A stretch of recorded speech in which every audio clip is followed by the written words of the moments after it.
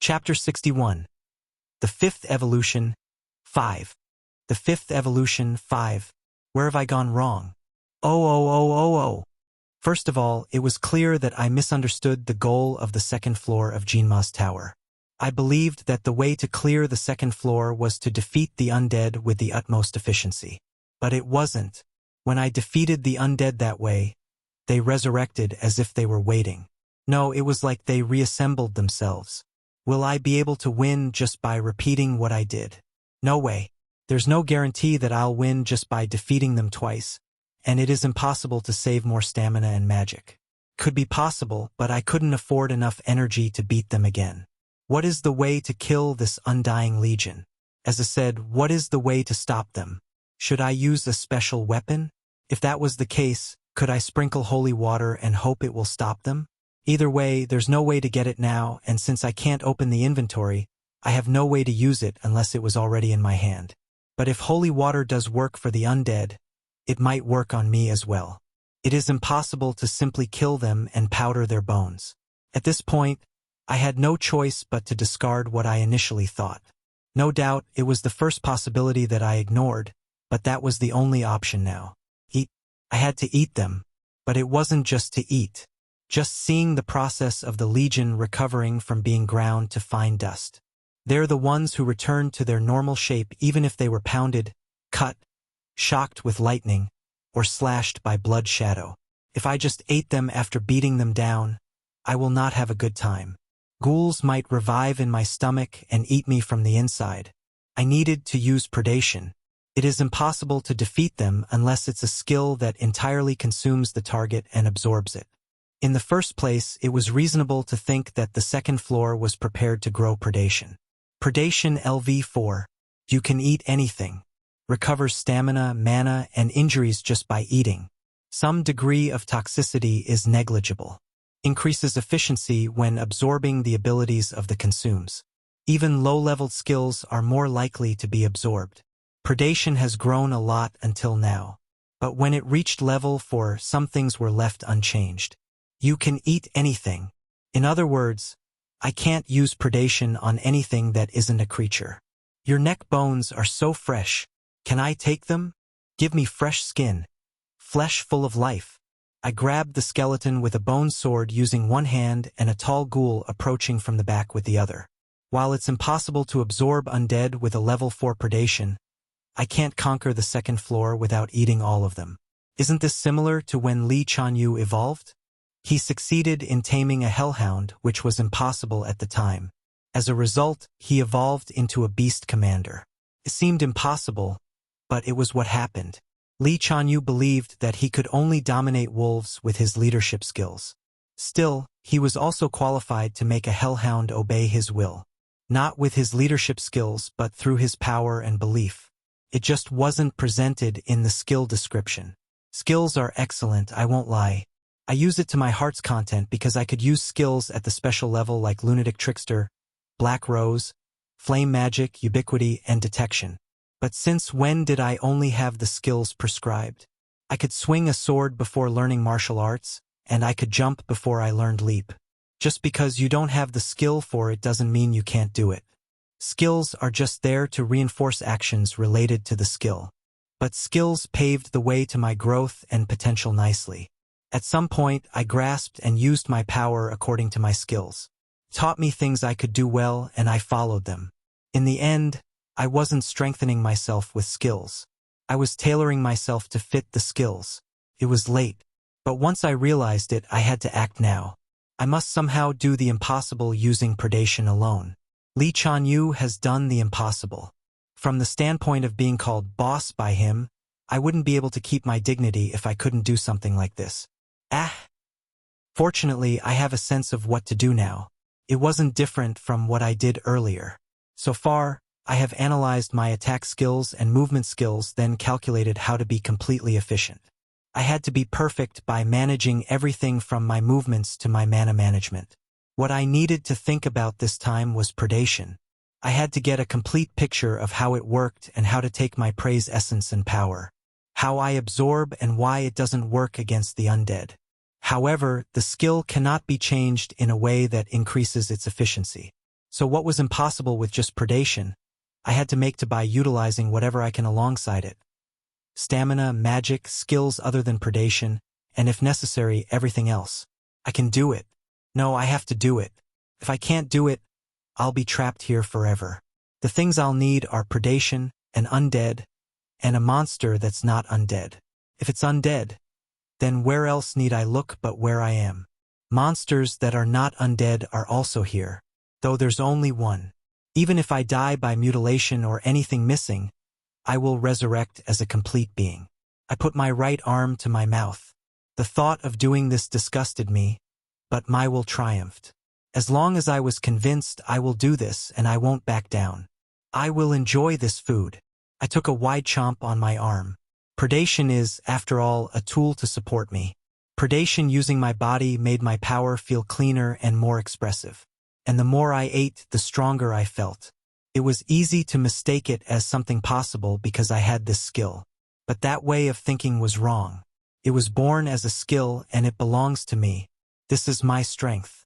It is my own power, and I have no intention of explaining it. After understanding the skill, I was able to grasp how Li Chanyu was able to do the impossible. Heighten your senses to the max. I sensed myself, my arm, my mouth gnawing at my arm, the vicious force beating inside me. I must overcome this pain. Forget it. You must have been desperately hungry. I want one too. Your other arm. The life essence overflowed through my flesh, bones, blood, and muscles. And a little less the mana essence. There were lots of energies, large and small, but always divided in two. Predation greedily absorbed all of it. Initially, it wasn't so simple to digest. Still, I was able to do it naturally like a human walking on 2 feet, a bird flying, or a whale swimming. By eating myself, I sort out my energy, extract it, and give it back to my body. But because what I eat is myself in the end, my stamina and magic never recovered. Instead, it decreased. Maybe because I can't make everything I eat completely mine yet. If I could control this power, I could increase my efficiency, but I'm being blocked by my limits. This alone had no chance to grow as time went on. After 5 deaths, I figured out how predation works. How does it work? I was able to sense the process of absorbing energy. Now that I tested predation on living things, I made a guess why it doesn't work on the undead. But in the end, I figured I won't know until I actually tried eating them. He's eating him. He's crazy. Since I died 50 times dealing with them, I had already grasped their behaviors. I chased most away as I grabbed a skeleton. He tried to pierce my chest, but my cloak couldn't be penetrated that easily. I will enjoy this food. Ah, the pain. It's so dark. I bit his head off. As soon as the undead entered my stomach, I understood why I couldn't devour them with my predation. This food is harmful. Undead are things that do not have any life essence at all.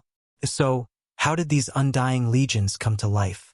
The life essence starts to disappear the moment the owner dies. Mana is also similar. If you think about it, when life essence is extinguished, mana is even extinguished. The moment when life essence disappears is when the body ultimately returns to nature, and so does mana. To become an undead, there must be no life essence. The undead artificially extracts all life essence and injects new energy or creates it by altering life essence itself. That's how they maintain their bodies. Magical energy is created to imitate life.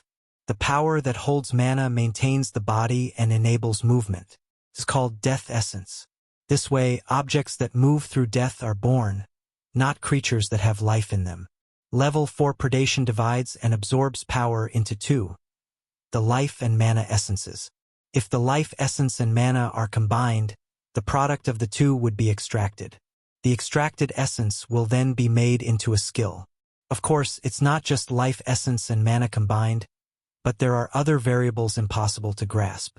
But death essence is not included in the absorbed by predation for a simple reason. The unclean essence invading my body felt terrible. It was challenging to get mana out because death essence was holding on to it. However, it was impossible to drive death essence out. In the meantime, Death essence freely roamed around my body and tried to alter my life essence. Because that is the function of death essence, reversing life essence and assimilating itself. By doing so would make me undead. The horror it brings was not good. The moment I become undead is the moment I lose all my life essence. I believed that I would be resurrected, but what if it went wrong? What if that doesn't count as death? Kiji gig. This is interesting. So fun. I desperately raised my mana, but the amount of death essence invaded my insides, draining my life essence little by little. Moreover, the undead did not leave me alone and kept attacking. Is it really impossible? Is this the limit of predation? Can it really only accept living things? I didn't believe it. Could be possible if it developed more. I needed to rein in death essence, break it down and absorb it. I was sure it would. But I wasn't good enough to do that. Predation was still lacking, and I needed time. So much that I couldn't compare everything else that I've been through. But if so, what should I do for me to survive and to absorb this undying legion? The death essence inside me has invaded my heart and was transforming it. They wanted to replace my heart full of life into a heart of death. Then I suddenly thought of a way. Deterioration. If it's possible to transform life essence into death, is the reverse possible? Can I revert death essence into life essence? The moment I thought about it, my pitch-black heartbeat once before being struck by death essence, causing my pulse to stop. I heightened my senses and focus on the death essence.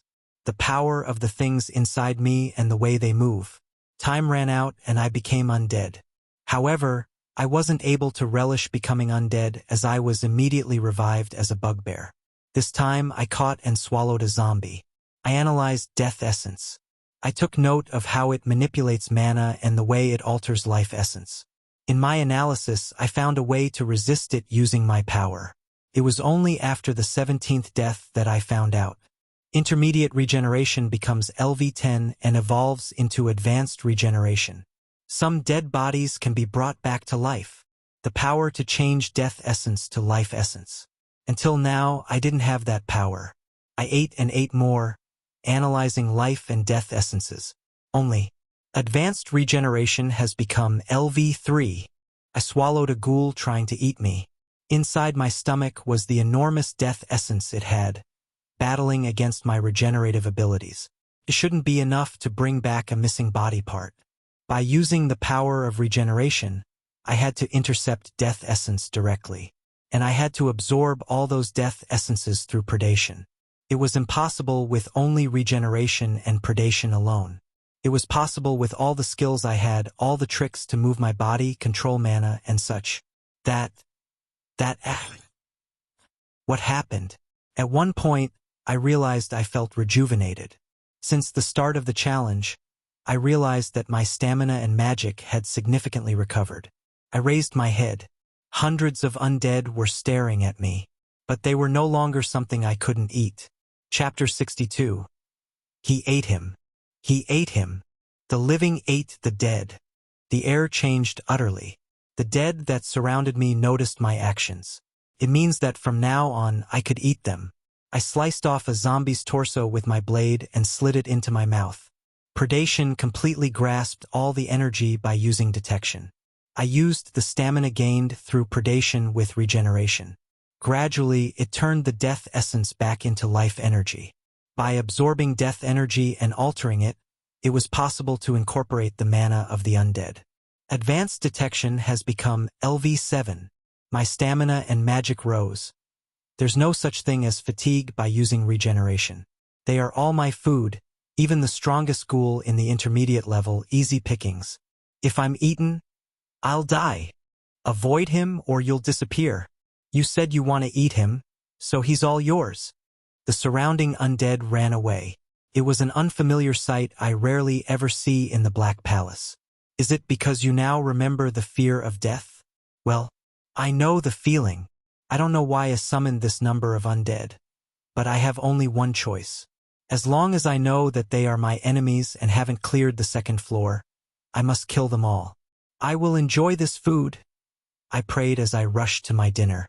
Predation has become LV5. Skills gained from predation will grow faster. If the target skill proficiency is high, skills acquired will start at a high level.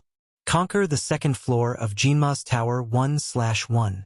Both Predation's growth and the clearing of Jinma's Tower's notification windows appeared simultaneously.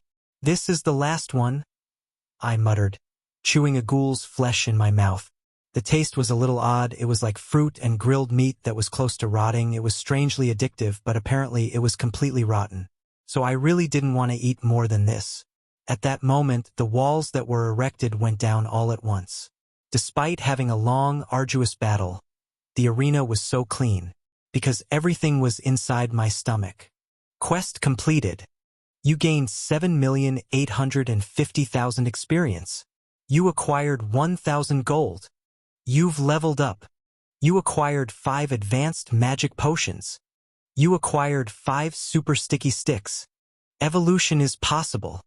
As I watched the series of notifications, I clenched my fists. Inside me was a joy that stemmed from the depths of my heart. I did it. I felt like I was going to die, but I did it. I got stronger. I proved my qualifications to become stronger. I was happy that I did it by myself without relying on anyone or anything else. He appeared, but this time, I sensed him before I could show himself.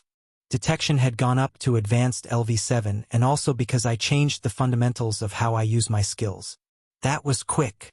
It was. He could have been complimenting me, but I was being weird and had to ask. You're fast. Even if you thought the wrong way initially and spend the time dying a lot. Strictly speaking, I wasn't dying on purpose. I died a lot to learn some things. But what did he do while I was clearing the floor? It must have been a long time. What is this energy you spoke of? Mana, life, and death. Are you talking about those? Are they different? You saw what I did. It may be impossible to comprehend the energy around me, but I could figure out the ones inside me.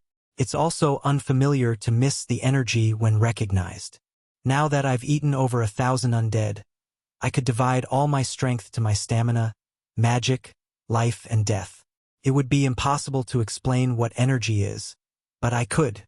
I was thinking of ignoring for asking such a trivial thing and start evolving. Before I could, spoke with an expressionless, yet oddly absurd face. Fate. What? You're wrong. What do you mean? He delivered to me shocking news with a calm voice. Your predation.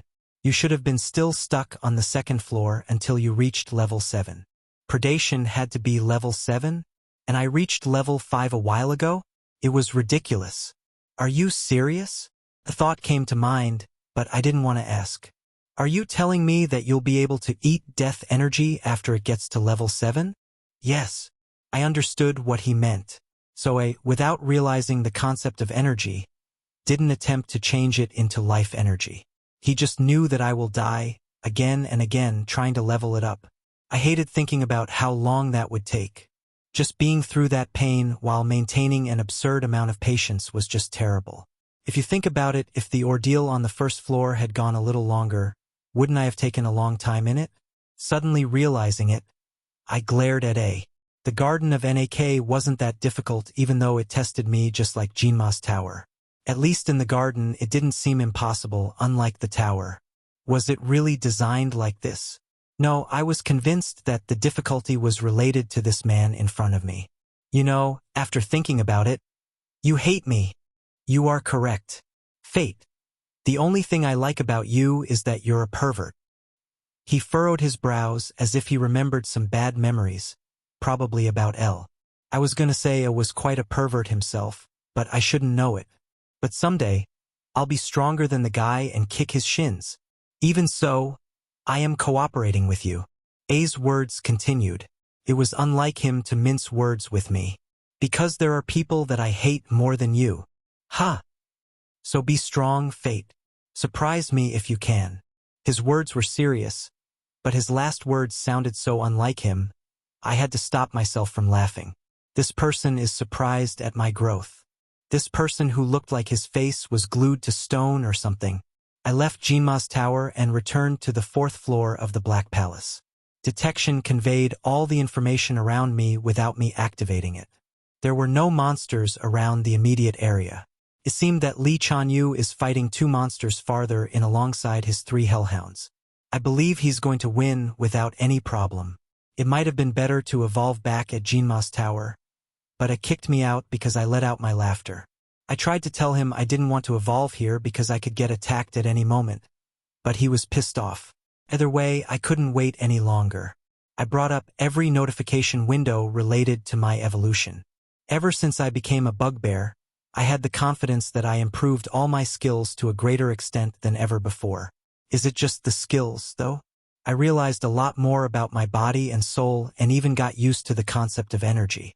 The reward for clearing the 2nd floor of Jinma's tower was by no means light. When I became a hobgoblin assaulter, the expectation that I might evolve into an even better, stronger, superior species filled my head. Please choose a race to evolve to. 1. Bugbear Assassin. 2. Bugbear Berserker. 3. Bugbear Predator. Special evolution is possible. Special evolution becomes possible when a specific skill, artifact, race, etc. condition is met. It is accompanied by more radical changes than any other evolution and shakes the lineage of species. The change may not necessarily be good on some basis. Moreover, before finishing the evolution, you may never know what form you will take. Individuals offered with special evolution will have magnanimous possibilities. If they survive for a long time, they may even reach the top, so think carefully. Would you like to initiate special evolution? This was unexpected. Special evolution. Could the possibilities of evolution be any larger? Even though I did my best at every moment, only now have I encountered it. It is said that this is a once-in-a-blue-moon situation. I had so many theories as to why I got this special evolution, but I couldn't make a reasonable conclusion. Either way, I had to choose it now. Isn't the window telling me a bit too much? Rather than evolving as a better kind of bugbear, choosing special evolution seemed to be a way to become much stronger in the long run. Also, it was said that special evolution takes notes of my skills, artifacts, and race to see if I qualify. The special evolution is the culmination of all the paths and choices I've taken. So, there's nothing to fear. I looked at some information about Bugbear Assassin and Predator, but it was just alright. I checked around if it was safe before choosing special evolution. Ha. I believed I could endure it without screaming, but I was wrong. Not so long ago, I had experienced different kinds of pain. That included my heart bursting in Jinma's tower, eating my own arm, and turning into the undead. The pain from this evolution was unlike any other. The ebon heart beat wildly as if it would burst again. The blood throughout my whole body seemed to boil and evaporate. Compression began. Thinner, lighter, faster, darker. My bones crushed and merged repeatedly. My muscles burst, and some became mana and disappeared. In their place, new muscles formed, more compact than before. Every single cell within me was undergoing a violent mutation. I was belittled to the genealogy of a goblin. From goblin to a hobgoblin, from hobgoblin to bugbear, and eventually into monsters of the same lineage. But special evolution was different from that. Literally, everything was changing. It created new possibilities that I never should have. And gradually, it changed my appearance in full force. Advanced regeneration has become LV5. Only, advanced immunity is now LV4. It was so painful. I don't think I'll ever get used to that kind of pain. But I certainly had the expectation that great suffering would bring about great fortune. That helped me overcome the pain. It transformed crippling pain into euphoria. When the pain stopped, I opened my eyes and faced the werewolf beast commander with his claws pointed at me. I know him very well, and he was taller than me now. You? Who are you? Lee Chanyu asked with tension in his voice. Shortly after, a small notification window appeared. Congratulations! You have evolved into a Crimson Elf. Chapter 63, Rookie's Battlefield 1. Rookie's Battlefield 1. You have become a body blessed with mana. All magical abilities are amplified. All movements have become lighter and quieter. You have become more attuned to blood. The efficiency of all blood-related skills and artifacts increases. When exposed to a large amount of blood during combat, power and resilience increases. When not exposed to blood, you are weakened. Advanced martial arts has become LV6. Intermediate lunatic trickster has become LV8. Intermediate flame magic has risen to LV10 and evolves into advanced flame magic. By using enough magic power, you will be able to ignite a massive flame. Lesser Shadow Step has risen to LV10 and evolves into Intermediate Shadow Step. All actions become stealthier and quieter. Intermediate Black Rose. I brushed all the notifications off my face with the hand and turned my attention to Li Chanyu, who was still wary of me. The hellhounds beside him were growling right at me. "You're fat. Is this some kind of joke?" "It's me. Fate." I showed him Blood Shadow. The baptism of blood and the Lesser Reaper's cloak were shrinking to fit my body. So why couldn't he recognize me? Li Chanyu seemed like he was thinking hard. "Boss." "Yeah." He found it hard to believe me. He could have been thinking that I stole the artifacts I was wearing from myself. So I showed him skills that only I possessed. Li Chanyu had no choice but to believe me even though he was still a bit skeptical. "You really changed a lot. I evolved into something other than a monster for once." "No, this is the first time that it has happened." I realized something after speaking. Special evolution was a little different from a normal evolution. It seemed like I was starting anew based on what I've done so far. I was expecting that I might have become an advanced level monster, but life doesn't always give you what you want. Although I have grown in many ways, my strength has decreased considerably. Am I an advanced monster? Just judging by my abilities, I couldn't hunt advanced monsters, but by pure physical abilities, I'd be dead in a flash. I wasn't even a total monster. As the inhabitants of Hader in the previous districts called it, I am subracial. Long, pointy ears, an annoyingly beautiful face. "Boss, I think you're an elf." Figures. The ugly word elf was preceded by the ugly prefix crimson. Li Chanyu was still unconvinced I evolved. This is a change, not evolution. Something like rebirth. The time when the Demon King has become a warrior. I still prefer just Demon King. I responded to Li Chanyu and looked at my reflection on a clear puddle of blood. For a moment I was speechless. It was a face that was similar to humans. Would I still be targeted if I went and gone into human society? Compared to the scary face of my bugbear days, this one looked so innocent and fragile. There was another reason I was surprised, though. "What's wrong?" I remembered when I met Elle. The time when my face was too close to her. The time when I saw my soul in her beautiful eyes. The appearance of a person who looked so similar to when I was human. The figure in front of me, with black hair that reaches the shoulders, and red and gloomy eyes, was me. The only difference was that my skin was redder, instead of being darker. "Boss, were you this handsome before?" "No way. I was below the Korean average." "Oh, same. And now that I'm born a werewolf, I still looked the same." We both laughed. There was joy inside me. I had thoughts of returning to human society if only my long ears and reddish skin were conspicuous. It was unfortunate that I lost the bugbear's large and sturdy body. But now I'm probably about 190 centimeters tall at best. Clearly closer to human-like. Moreover, I was slimmer than most humans and a pretty handsome face.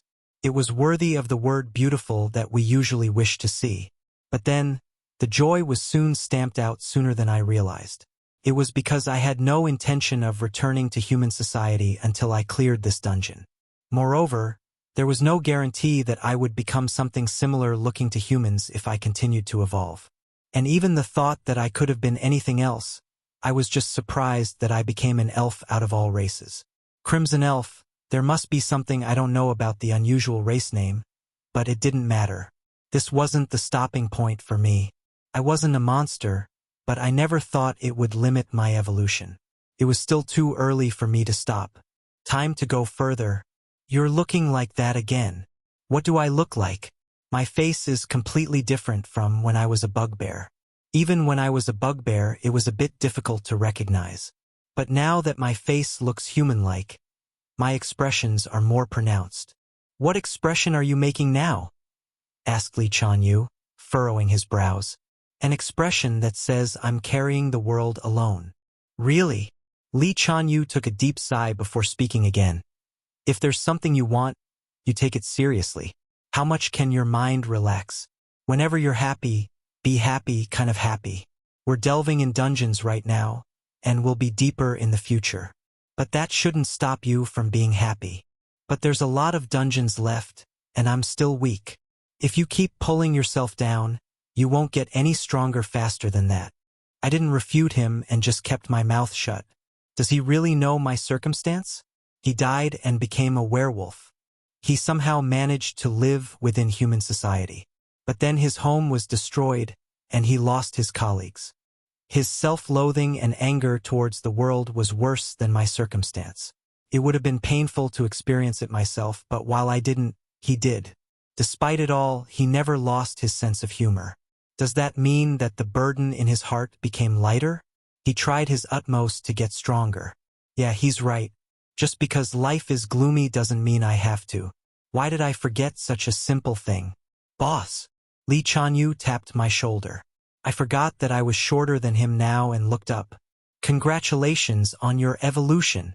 Let's clear this dungeon and get stronger. Okay, and thanks. I replied with a smile. Felt like tears would come out of my eyes. I was really fortunate to have Li Chanyu with me. Kong Si Ha, Fate. Crimson Elf LV90. Strength, 609 Stamina. 718 Magic. 828 Luck Dash. Skill. Ebon Heart, Predation LV5.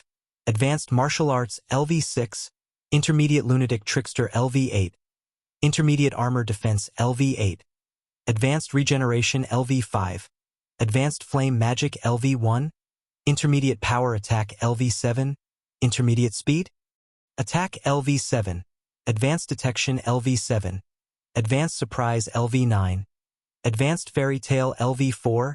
Intermediate Shadow Step LV1. Beginner Ubiquitous LV7. Advanced Leadership LV4. Advanced Immunity LV4. Beginner Continuous LV8. Beginner Madness Noise LV5. Lesser Stone Skin LV2. Medium Black Mine LV5. Intermediate Fire Magic LV1. Lesser Healing Magic LV2. Lesser Water Magic LV2.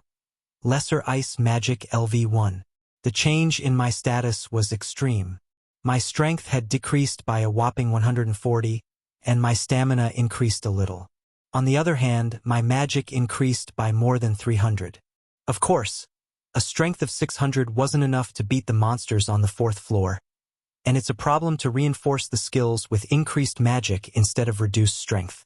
I had to adapt to this new change for the time being. It's not because Crimson Elves are a race that's weak physically, but because a bugbear's body was one that focuses on strength. In particular, a bugbear is fast as well as strong. Actually, when I moved my body, the strength I could exert was less. But I was faster, probably due to this lighter body. And it's probably thanks to the muscles developed with an emphasis on speed that's faster than a bugbear's. The changes in my skills were incredible. Almost all of them grew little by little. It was the ones needing magic that had a lot of changes. In particular, I was happy that most of the magic in the beginner level quickly rose up to the next tier. The best part was that flame magic had become at the advanced level. A question appeared as expected, but the conditions were absurd. Quest assigned. You started to walk a different path than anyone else. Your footprints are still faint, but the results will vary depending on your karma. Predation of Black Palace 4F District 7 Monsters 0/50 000. Predation of Curd White 0/50. Clear the 3rd floor of Jinma's Tower 0-1. Win the 2nd game in the Garden of NAK 0/1. The monsters appearing on the 4th floor of the Black Palace are undead. Great. Of course, some monsters weren't undead, and there weren't any undead at the beginning. I didn't notice at first, but it was a tactic to trick those entering the dungeon. The deeper you are in the dungeon, the stronger the undead becomes. I clenched my jaw while remembering the undead back on the 2nd floor of Jinma's tower. Felt very nice. Not because it hates me, no. I hate myself. But apart from that, the trial was essential. It was good that I learned how to eat undead before I went down to the 4th floor. It felt like the Black Palace is associated with a rain and L. So, after explaining the results of the reconnaissance, Lee Chanyu was annoyed. He, who doesn't usually use any weapon, was now wearing a silver claw in one hand. It was a weapon designed to kill the undead, but one had to be at a certain level to put one in their inventory. I would have done the same if I knew about the challenge at Jinma's tower beforehand. But maybe it would have stopped me from using it. I think I have to regularly return to the entrance to the 4th floor for food. So, it would be nice if you could get food from that store you always go to. I could do that, but I don't need to. Why? This. I picked up bloody fangs and threw them using throwing, power attack, and black mine. A bloody fang shot faster than a bullet and pierced the head of a ghoul that appeared at the end of the corridor. I used black rose to latch onto the fang and pulled it, along with the ghoul, to me. It didn't take long for me to retrieve the blood fangs. I looked at the ghoul and realized that it showed no signs of resurrection yet. Lee Chanyu was disturbed and lifted his silver claw, but I stopped him. You don't have to do that. Are you going to? Yes. Oh, thank God. What? I didn't say anything. I ate the ghoul on the spot. Since I became an elf, my mouth became smaller, so it took a little longer. But it wasn't that difficult. After changing death energy into life energy, I was given some money and experience. There were more normal monsters on the 3rd floor, but it had less high-leveled ones. Judging from the ghoul, it seemed that the 3rd and 4th floors did not seem to show much difference in difficulty. Predation of Black Palace 4F District 7 Monsters 150th 000. I licked my mouth and looked at the ghoul. There was nothing left of it. Delicious. Only, are you proud of that? Please think of my position as I watched an elf eating a ghoul.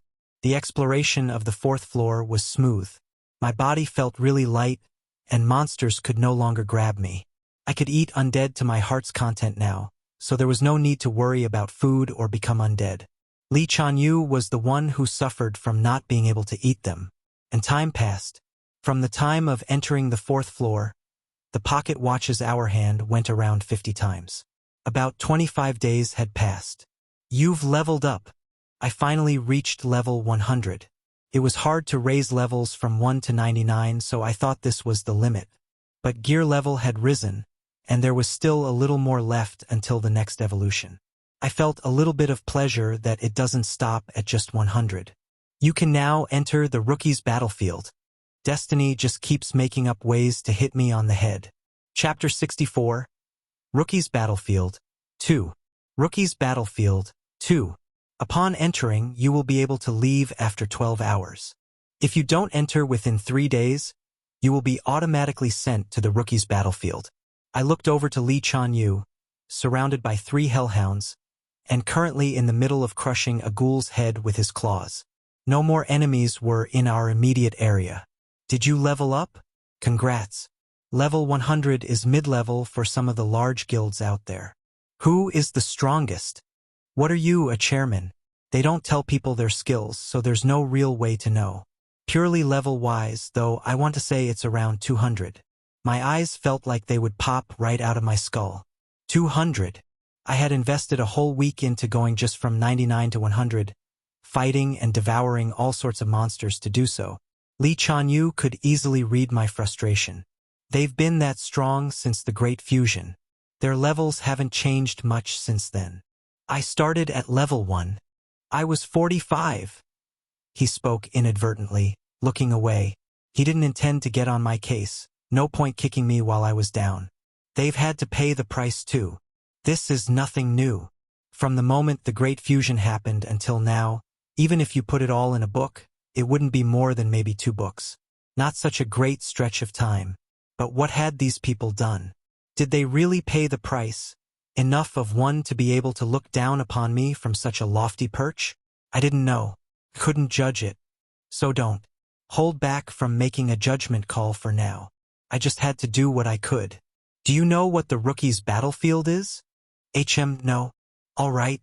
No information related to the battlefield was available in my quest. The quest was about evolution, so I suppose it probably had nothing to do with this rookie's battlefield. The danger of Jinma's tower and Nak's garden couldn't be ignored, but at least they were being kept under control by my so-called helpers. However, rookie's battlefield was different. I had no information on it, and neither did Leech on you. It all had a weird, unusual feeling to it. I didn't have time to wait for him to reach level 100. Captain, is it a new place? I think I need to do some scouting first. I'm gonna go hunt alone for a bit. All right, be careful, boss. He smiled and nodded at me, waving for the hellhounds to spread out. All right, so I have one option. I went ahead and opened the door to the dedicated store. You're back, Fate. Rain greeted me with a comforting look as always. However, the interior of the store was not the same. An empty glass stood in front of him, and the chair was pulled back a little. Someone else was here recently. Are there other customers here? Haha, no. The only customer of this exclusive store is you, Fate. One of my old acquaintances recently wanted to stop by for a drink. An acquaintance of Rain. Is it someone other than A and L? I was curious but decided it wasn't that important. I went ahead and sat in the chair that was pulled back. Out of nowhere, a reverberation filled my body for a brief moment. L had been here. In the garden of Nak. It must have been a soul there. It was the same for Fate, no? Like you, she also has a proper body. I thought there must be some special circumstances. That's why she was in that form. That was just to help with your training. Rain's explanation relieved me quite a bit, although I kicked myself once it occurred to me why I was relieved. I keep getting too distracted. I needed not to be so shaken. It was depressing. Yes, she was L. Rain said, picking up the empty cup and began to clean it. I did not doubt in my mind because I believed that Fate would come to see me a couple of times a day. You need 100 gold to enter the garden of Nak. I can't spend that much money just to meet with her, and time is short. My voice was terse and hardened, but Rain simply smiled cheerfully. It's probably because she wasn't waiting for you here. She left this here for me? Cute, isn't it? I had to admit it was. A bitter smile crossed my lips as her face came to mind. L. A woman who was so beautiful it hurt and, for some reason, likes me, felt wrong. I couldn't help but question if it was right for her to like me. But that feeling like she understood me, it scares me sometimes, but it also felt kind of good. I tried to shake off these thoughts and looked back at Rain.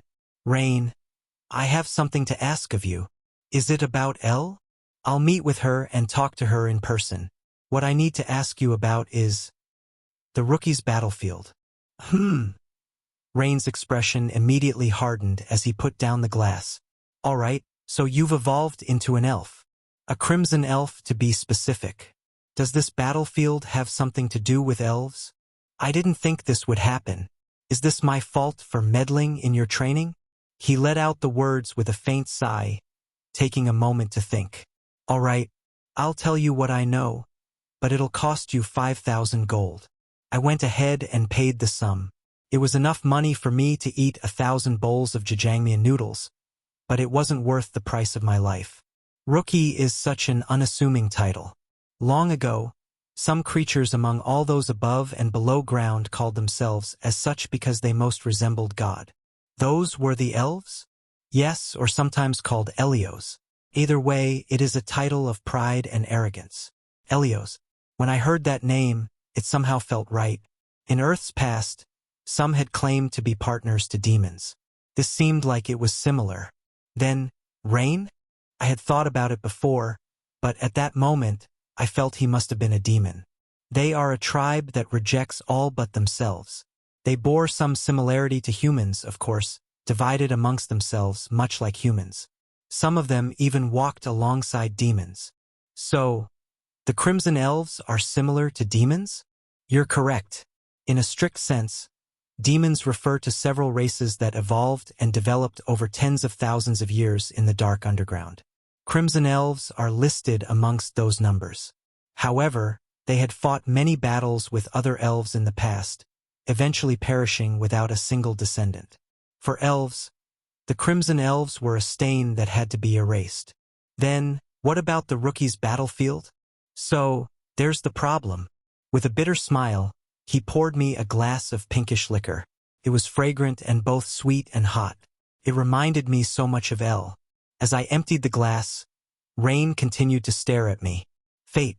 Was the fusion of Hater and Earth a disaster only for the people of Earth? My head was filled with white. I've never thought about it, honestly. For now, let's set aside why or how the Great Fusion happened.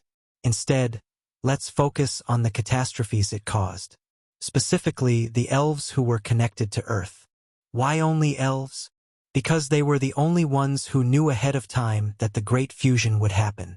Rain's tone was calm on the surface, but I could tell anger was boiling inside him.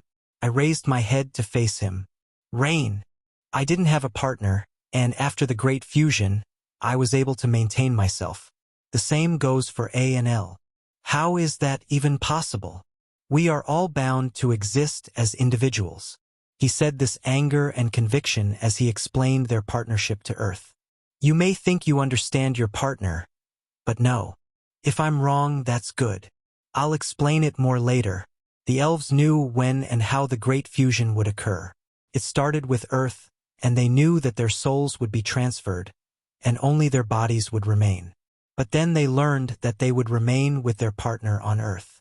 From the start, a connection to a partner was key to transferring a Haterling's body to an Earthling.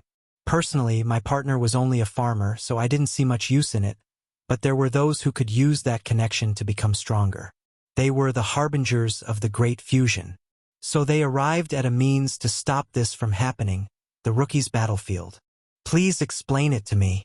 It is a magical space that is created by the elves neither in Hater nor Earth. The elves had used their magic to pull their people into this space. It was a small world unto itself. Then the Great Fusion occurred. Naturally, the elves' souls had to be destroyed, and their bodies fused with their Earthling partner. But this space was created so that those held inside it wouldn't lose their soul or body. Therefore, the souls of the elves were not separated from them. No one other than the elves could enter the rookie's battlefield. It was a name that conveyed the elves' will to deny their destiny. When an elf's body was no longer able to return to Earth, the opposite had happened. The bodies of their partners on Earth were destroyed, and their souls went to the rookie's battlefield. But they couldn't enter, as only those with both a body and a soul could. What happened to their souls? Well, fun fact. Rain laughed as if he were trying to find humor in the situation. While the elves had succeeded in protecting themselves, there was one thing they didn't expect. The Earthlings' souls that were rejected entrance eventually transformed and wormed their way inside. Every single one of them. Then? I don't know. I wasn't able to see what was happening in there. But since then, some elves have left one by one. It must have become a real battlefield in there. Those who had completely destroyed their partner's soul and came to Earth with limited freedom were called natives. Only, I can imagine why you can enter that place. They took in a wide range of elves, and there was no way the Crimson Elves they had decimated in the olden days had survived. Rain also assumed it was possible to enter at level 100. That was the minimum level needed for a newcomer to enter. It was fortunate that I hadn't been drawn there immediately when I became a Crimson Elf. It's a dangerous place, but I don't know if you can avoid it. I can't. Was this the price of a special evolution? For gaining power? A grim chuckle left me at the realization. I wasn't afraid. If it was just death, then I was already used to that hanging over me. It had just changed forms a little. Fate, they are enemies of the fallen, of humans, of Crimson Elves, of the demons. And of you. Throw away any thoughts you have of fighting all of them. It is too dangerous. That place is not your battlefield. What do you mean? You will have to face strong individuals. But fortunately, this store has wares that may be of service to you. Rain laughed happily as I checked out the money I had in my inventory. 32,691 gold, 94 silver, and 17 bronze. I'll take all of them. Thank you for your patronage. I prepared the best I could. With only 178 gold, 27 silver, and 38 bronze, I headed out to face the Rookie's battlefield. Chapter 65. Rookie's Battleground 3. Rookie's Battleground 3. You have entered the Rookie's Battleground.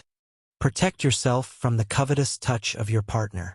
I quietly opened my eyes and gazed up, greeted by a cloudless sky and a bright sun. I knew that it was all fake. Still nice though. I haven't seen the sky in months. Even the phony sun was a comfort to see, the light pleasant on my skin.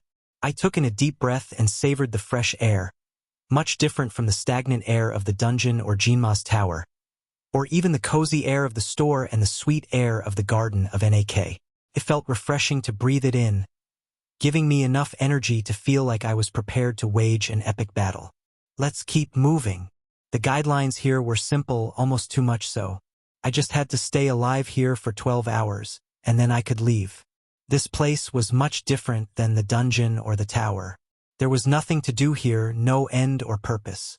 Although I don't know if just leaving this place would be enough. Rain had said the elves could leave to this place and would return periodically. Will I too return to this place because I will grow to miss it? No, of course not. Even though its original purpose may have faded, every elf was still tied to the Rookie's battlefield, by its power to draw all elves to it. Absolute proposition. That was the price to be paid for using such power, whether it be through magic, technology, or divine intervention.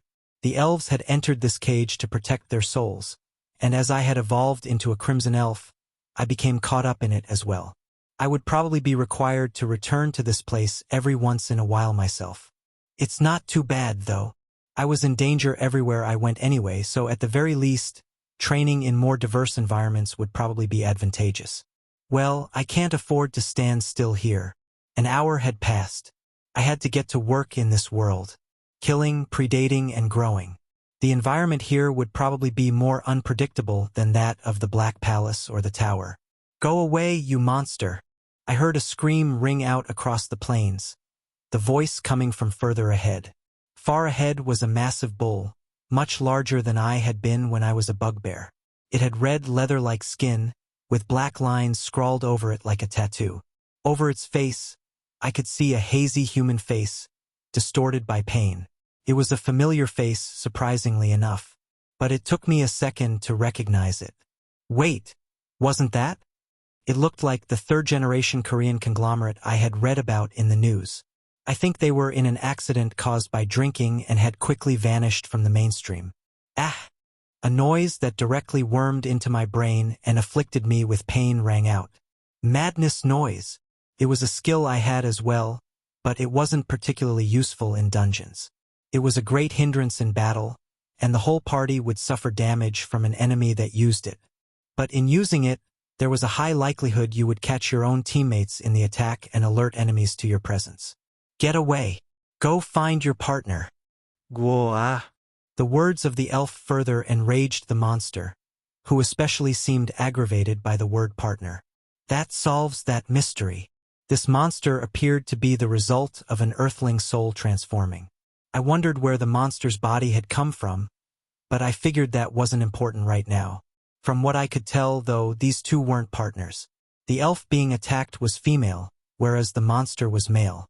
From my understanding, they couldn't be partners. But then why is he attacking this elf? Is it attacking all elves indiscriminately because it became a monster? Does it have no sense of reason left? Or can this monster take over any elf's body if it destroys their soul? There were too many things I didn't know. I needed to gather more information, and perhaps the best way to do that would be to get involved. After all, was there any chance this monster could beat me?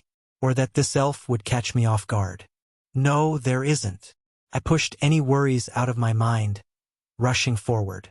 The bells hanging about my waist with a string shook and silently rang out. They were able to raise the alarm if someone tried to surprise me and could be used to narrow the distance. The skill was at a low level still, so it wasn't possible to leap across a large distance at once, but it, fortunately, had a short recharge time so I could use them successively.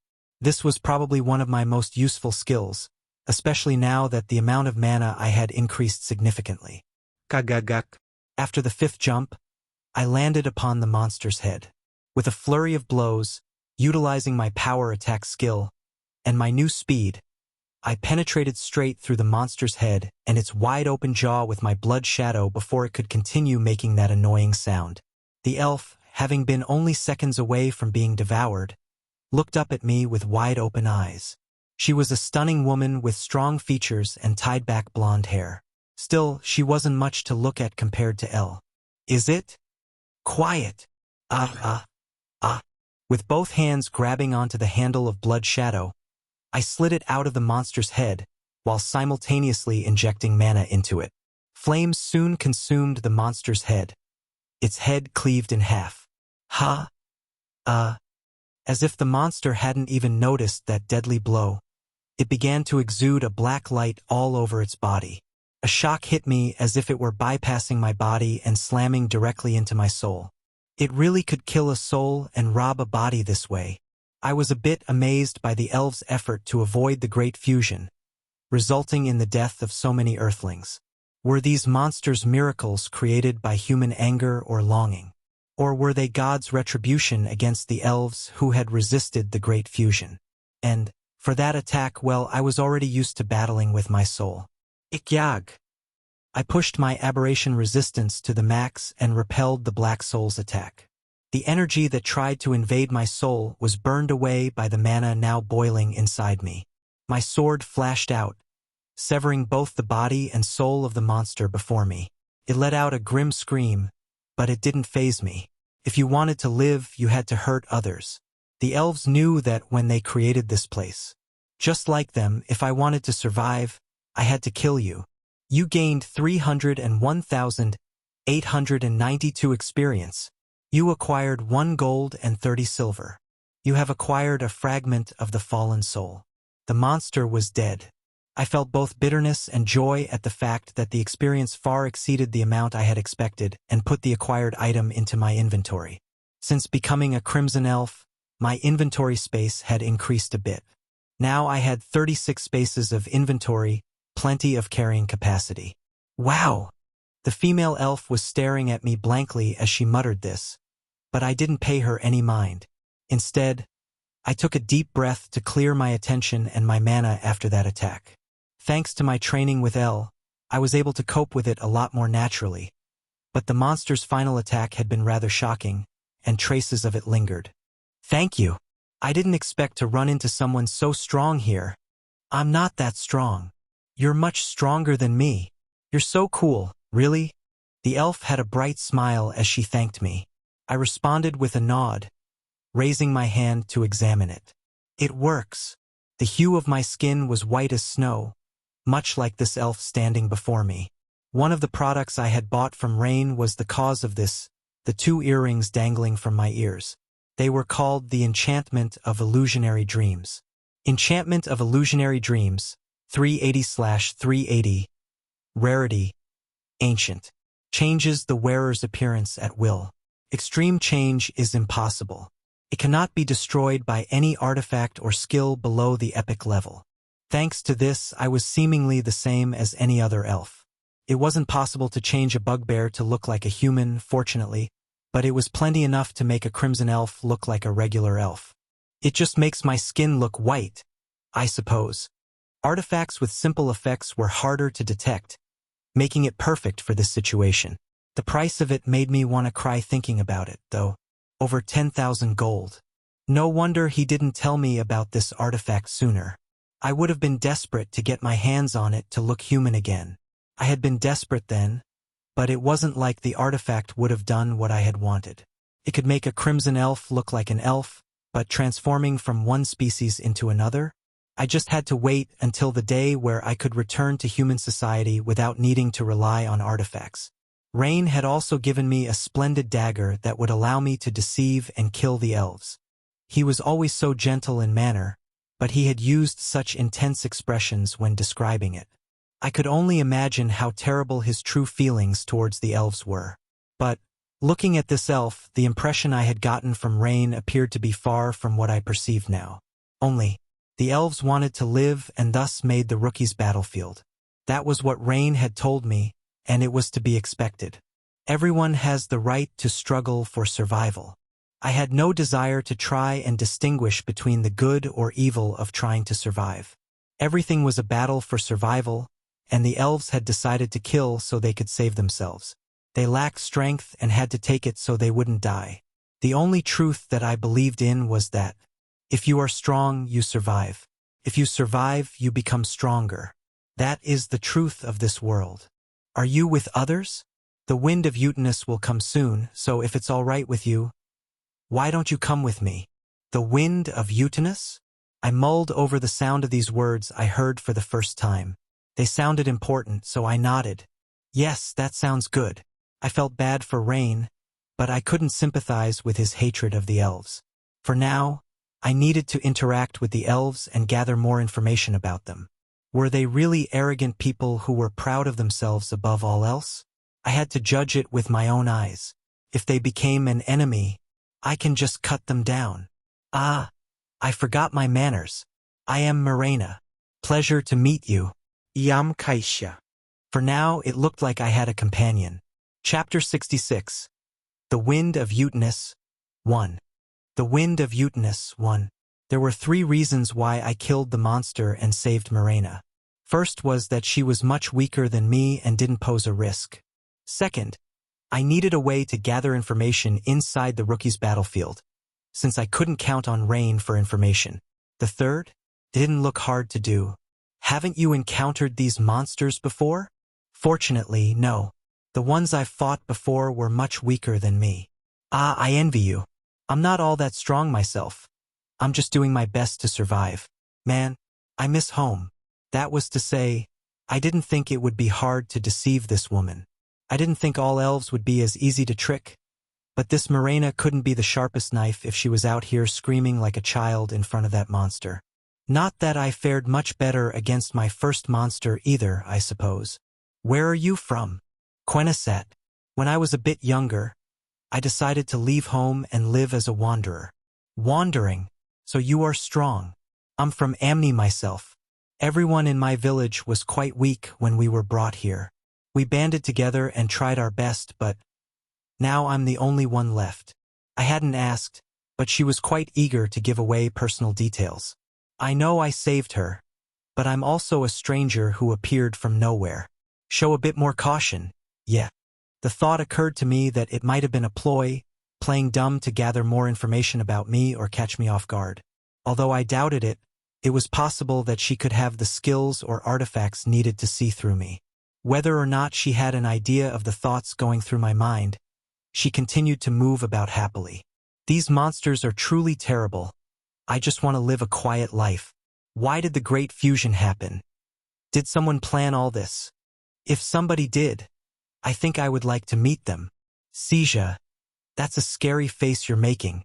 My face was stuck in the expression of a bright smile at the topic, apparently scaring her. We continued walking through the fields, talking all the while until the day turned to night. The artificial sun above us slowly began to adjust its brightness without moving across the sky, changing the daytime lighting to a night setting. Seja, do you like the moon? I do. Even though I knew it was fake, a construct designed to fulfill the role of both the moon and sun, it was incredibly beautiful to witness after what had felt like so long. As I pulled my gaze away from it, Mirena was there staring at me. This woman is too friendly. I averted my gaze from hers, unable to bear it. How have you been able to survive this long? I'm not that weak. It's just in the past few days the monsters have become particularly vicious. It's because the wind of Utinus is so near, and I've taken a few hits to my soul from them. A pained look crossed her face briefly, but she laughed it off, assuring me she would be fine after a couple of nights of good rest. This doesn't really seem like a safe place to be relaxing, so I guess she expects me to protect her. According to Rain, before I arrived here, the elves that built this place planned on living here from then on, which meant there had to be food here to sustain them, and it probably wouldn't be a small place to explore either. I think elves prefer to eat fruit and vegetables. I don't like to eat animals, but somehow they arrived here. They gave these monsters strong bodies to use. Have you ever seen an octopus monster? It has all these legs and it wriggles like this. and it spurts ink all over the place. It's the worst. Did you kill it? I ran away. I have a skill called escape. It's super cool. It lets you get away from danger easily. In fact, if I hadn't sprained my leg before, I would have been able to run away no problem. She puffed out her chest with pride, filling myself with a strange longing to have this useful skill. At the same time, I was undeniably sure of it now. No doubt. She's weak. And an idiot. As the monsters managed to worm their way into the battlefield, they caused many disasters. But fortunately, the fruit trees that my people brought here still managed to flourish. What kind of fruits do you like? Seizure. Anything edible is fine. I wanted to eat the monsters' corpses in my inventory, but if I did, my cover would be blown. Whether I stayed here with her, or if I went back to the dungeon, I would have to make sure to eat away from the prying eyes of others. We continued to walk aimlessly.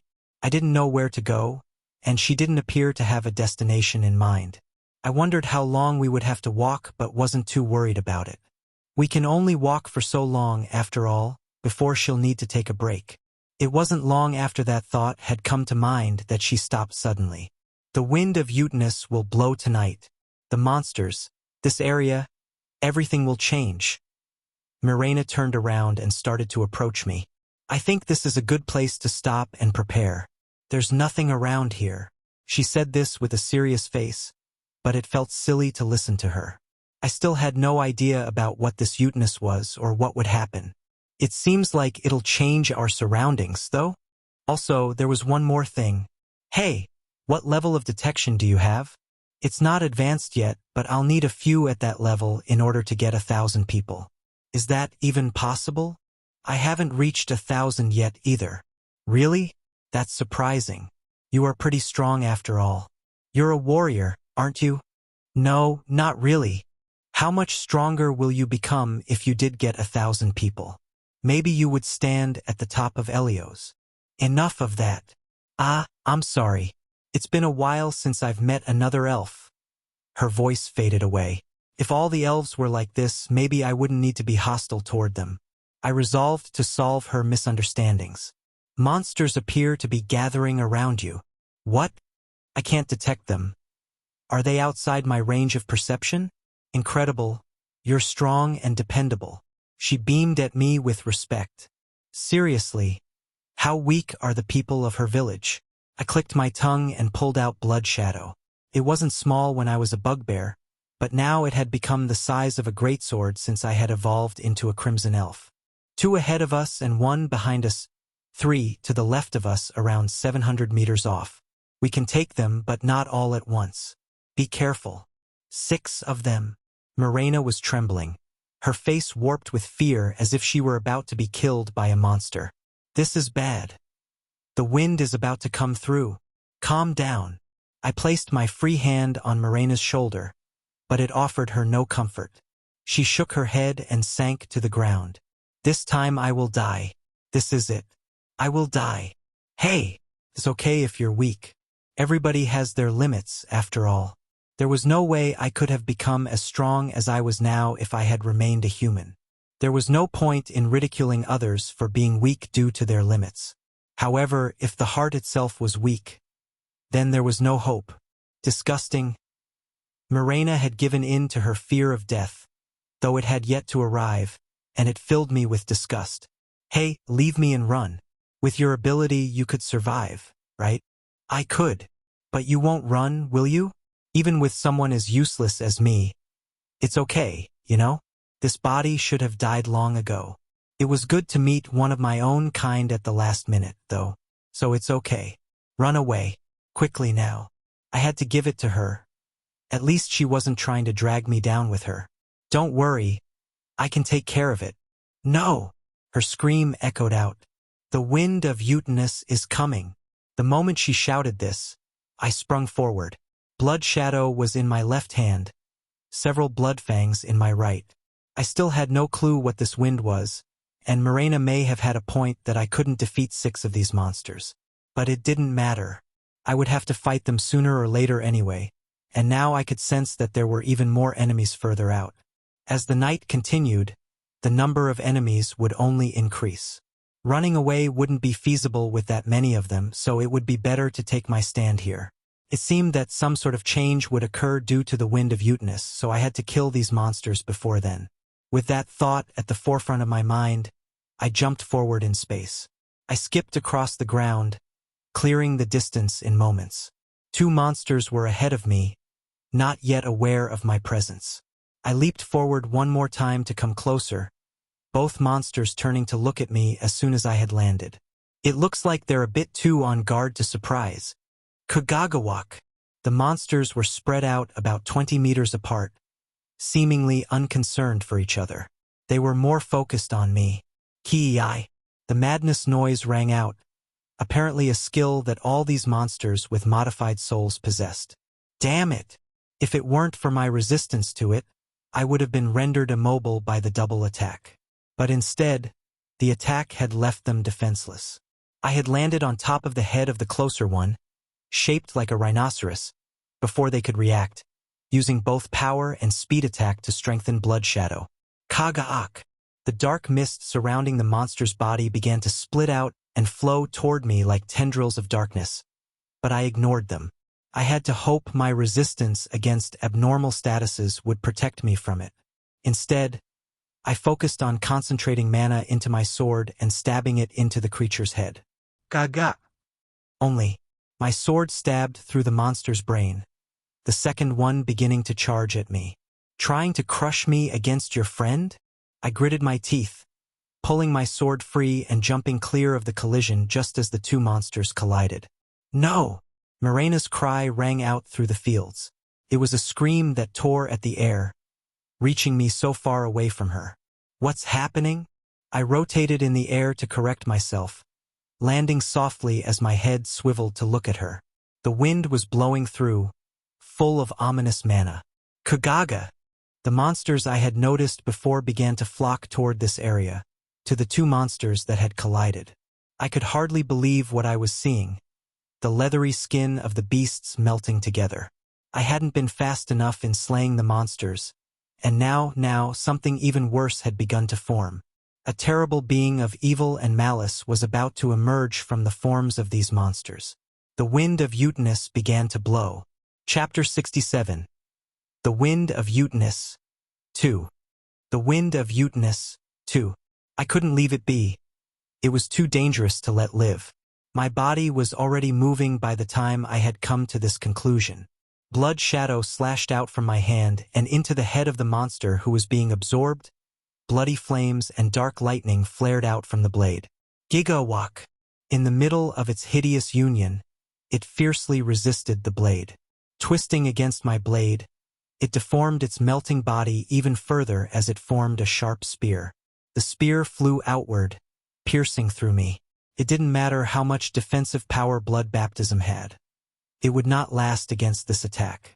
This monster was too far above me in power, and when the fusion finished, it would only be stronger. Kaya Ag. It was too late to withdraw.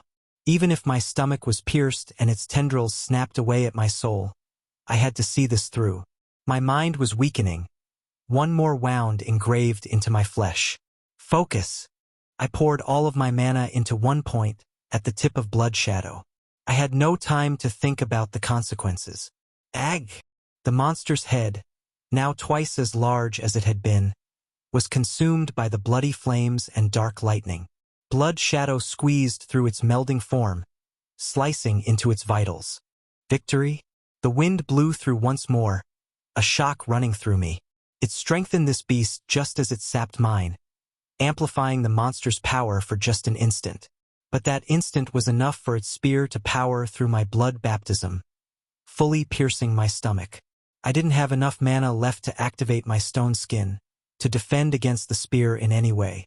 Red blood flew through the air. You were human. Just like me. I heard a voice through the haze.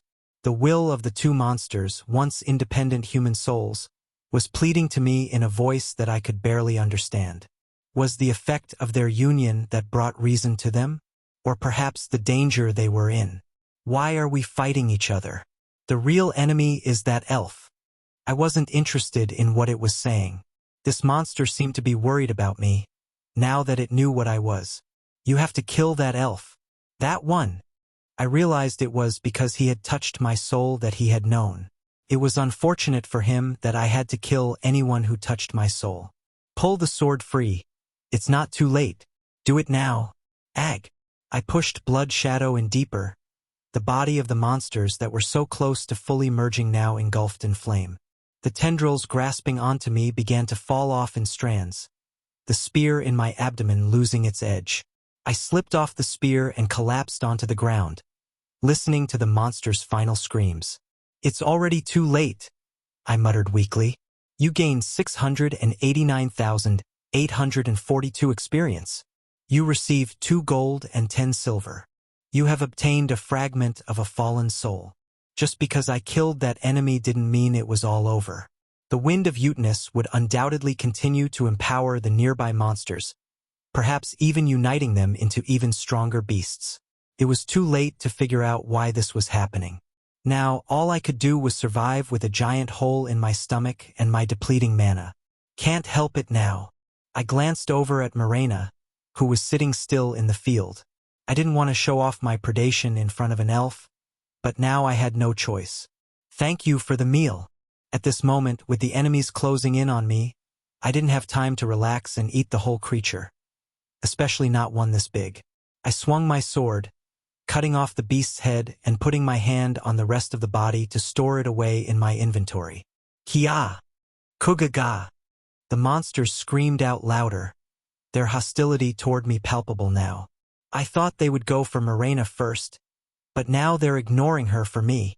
I was sure it was because I had stored the body of that monster in my inventory.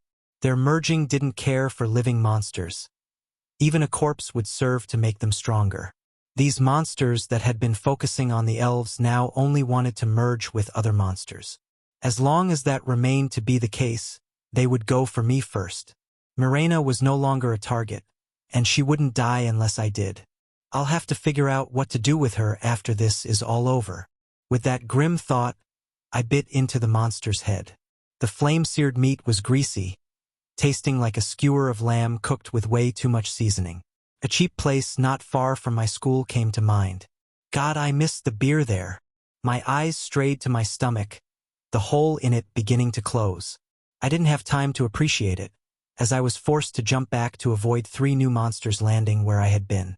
They all looked up in unison, tears leaving their eyes as they opened their mouths to unleash that damned madness noise. Kaya! Kia! Kagagak. I ground my teeth, raising my tolerance against abnormal statuses. My thoughts began to calm, enough for me to notice something odd in their appearance. I was concerned that they would begin to merge, especially given how close they were to each other, but they appeared to have no intention of combining together. With my advanced sense, I could feel other monsters gathering beyond my field of vision. Far off, I could tell a union was already starting. These monsters, they're acting tactically. They're delaying me to give the others a chance to merge. Why? I thought these monsters had entered the rookie's battlefield to destroy the elves' souls and steal their bodies. So why were they now trying to merge into one being, even at the expense of their own individuality? If the wind of Uteness wasn't a new occurrence, and it had happened before, why hadn't they merged before? Does the wind give them back their sense of reason? How? I leaped forward, appearing in front of the monster that looked like a zebra. My sword lashed out, cutting down the monster's body in front of me. I tried not to think about it, but the questions persisted in my head. No point in thinking about it. It won't matter if I cut them all down. I spared no mana, putting all my power into each attack. My advanced martial arts skill sacrificed that mana to achieve a finishing blow, the zebra's neck flying off into the air. You gained 320,190 experience. You received 1 gold and 5 silver. You have obtained a fragment of a fallen soul. I activated my detection to its max, read their actions and slay them. Put them in your inventory to eat later. Evade their attacks. I had to be everywhere. A bloody flame stretched out from blood shadow, cutting off the legs of a monster that resembled a crocodile. At the same time, a whip of black roses stretched out from the blade to wrap around its neck. Crush! A monster slammed into me, fangs of blood sticking into its neck from my immediate retaliation. The fangs suck at its contaminated blood, sating my thirst. You're mad at yourself for being in this situation. You know you can do better, but you're mad because you're not. I had to think of what I had seen on the second floor of Jinma's tower. There, I had to conserve my mana. Here, I could feast to my heart's content to supply my mana and stamina.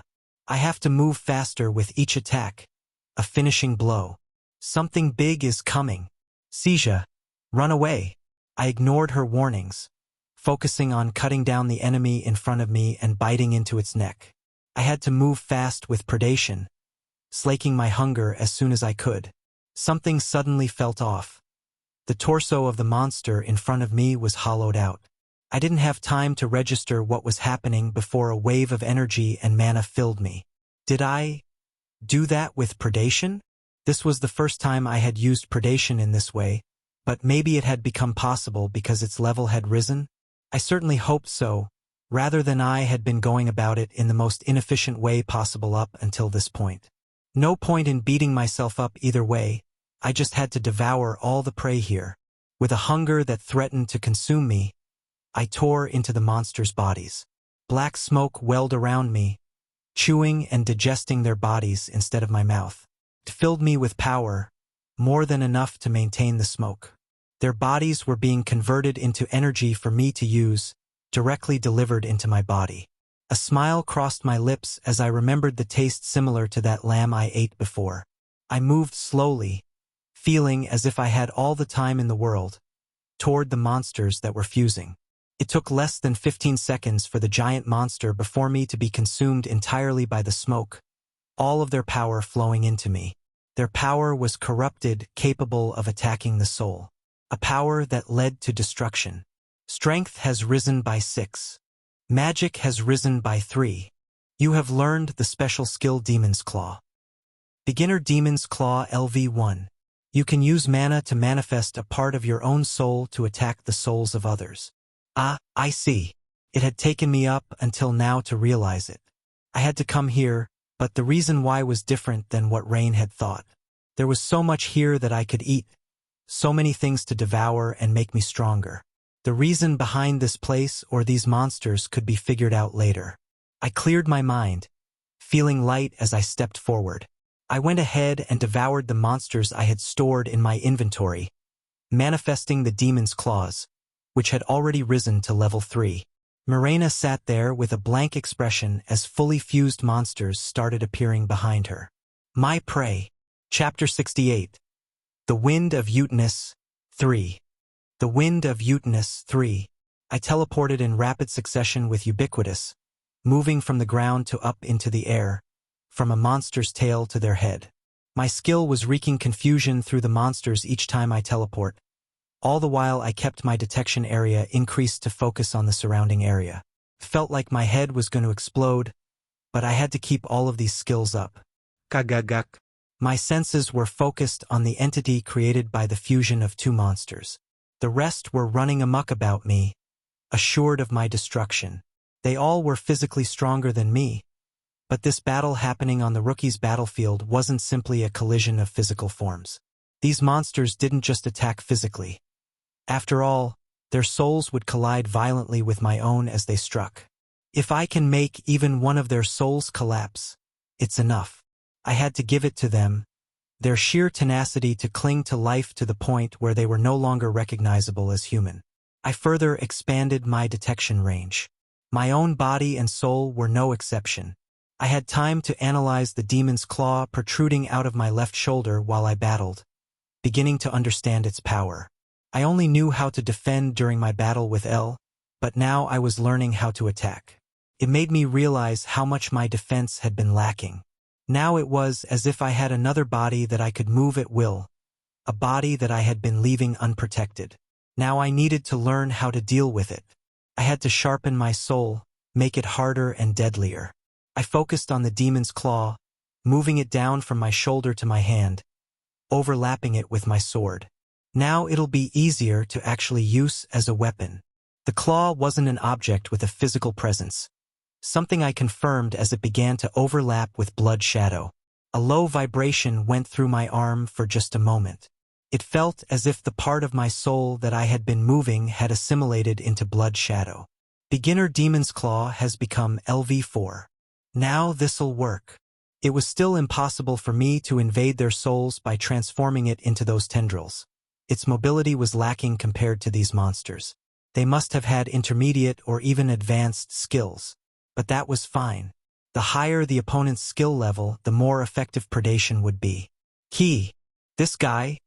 Is he one of us?